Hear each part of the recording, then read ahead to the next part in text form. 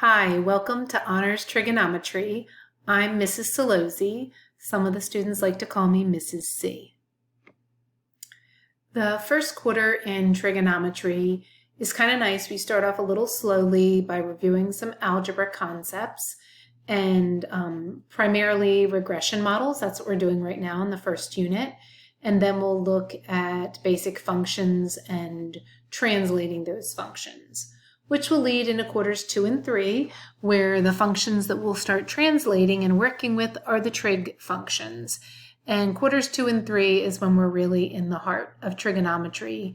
You will hear your student talking a lot about the unit circle. Hopefully they'll talk or speak kindly about the unit circle. And we'll also be doing some upper level algebra skills like factoring and dividing polynomials. Which brings us to the fourth quarter, where we continue with some upper level algebra topics and a little pre-calculus thrown in there, including some limits, that's the pre-calc part, and logarithms, which is more of an upper level algebra topic. As far as my class, your student needs a graphing calculator, some kind of paper to write on, and a writing tool. I would say I prefer a pencil. As far as the paper, some students like to print off of OneNote and print off the worksheets and just fill them in.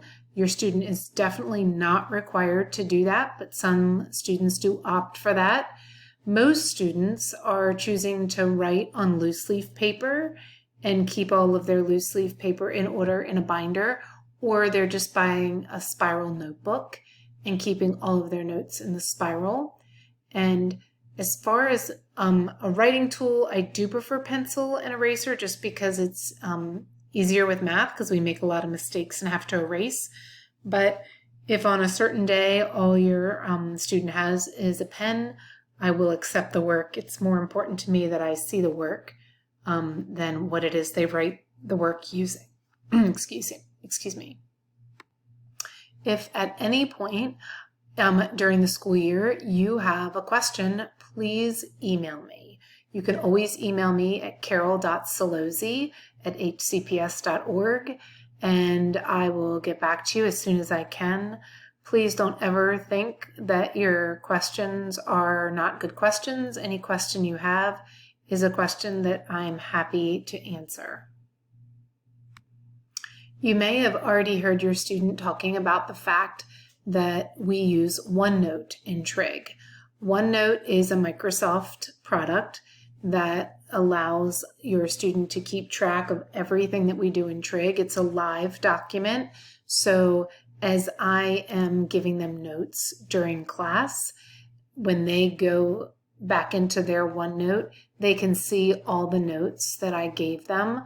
It's also a place where they have their own personal folder, where in that personal folder is what they'll use for turning in certain assignments. All of the students so far have logged in and have begun using OneNote, so all of your students do have access. And when they are absent, they'll still go to ITSLEARNING, and on ITSLEARNING, it will tell them what folder in OneNote they need to complete. One of the things that you will notice in OneNote is that there are practice tests or practice quizzes provided for every test or quiz that is given. And because these practice quizzes and tests are provided for the student to, in a sense, have a chance to actually practice taking the quiz or test and make their corrections, because of that, there are no retests or re-quizzes. So you want to make sure that your student is making good use of those practice tests and practice quizzes. I also do provide videos of myself going through the practice quiz or the practice test with them, so that if there's something that they don't understand and couldn't get answered during class time, they could watch that video that's provided in that folder of me going over it. So what should you do if your student needs any extra help? The first thing here I've already started to refer to when I was talking about videos.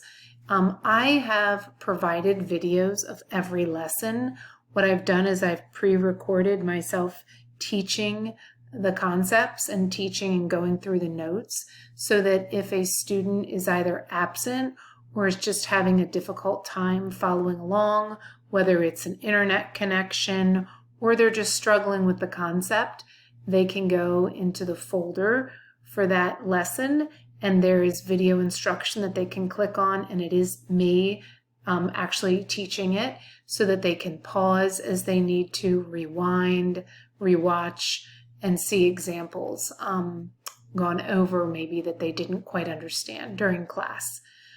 It's really an excellent tool. The students in the spring, when we had to go to virtual learning, said they loved the videos, and they actually suggested, even if we were in school, I should provide the videos because sometimes you just need to see the lesson more than once. Another thing that you can do if your student needs help is we have Flex Fridays, and from 7:45 to 11:45, students can come during those office hours. They can pop in and out as they need to and ask me questions and get help. And the Math Honor Society is hoping that in October at some point to set up tutoring on Tuesdays from 2 to 3 p.m. More information on that will be forthcoming. So many times I know parents will ask, well, what does my student need to do to be successful in Trig? I would encourage you to tell your student to stand up and move as often as possible throughout the day. That might sound like an odd thing that will help bring them success, but sitting all day really isn't the best thing for learning. Blood and oxygen flowing to the brain, which happens through movement, is really important. So please encourage your student to get up and move, even if they're walking around with their laptop, and they can even stand and take notes. But please encourage your student to stand up and move as much as possible. That really will help them. Practice, practice, practice is definitely the key to success in math. Math is definitely something that you need to do in order to learn. Watching it and listening to somebody else go over it usually isn't enough. And please, please encourage your student to ask questions when they are lost or confused. It's so important that they ask those questions and get them answered. And especially in this environment where I can't see them and maybe see that confused look on their face, them being willing to ask a question is really critical.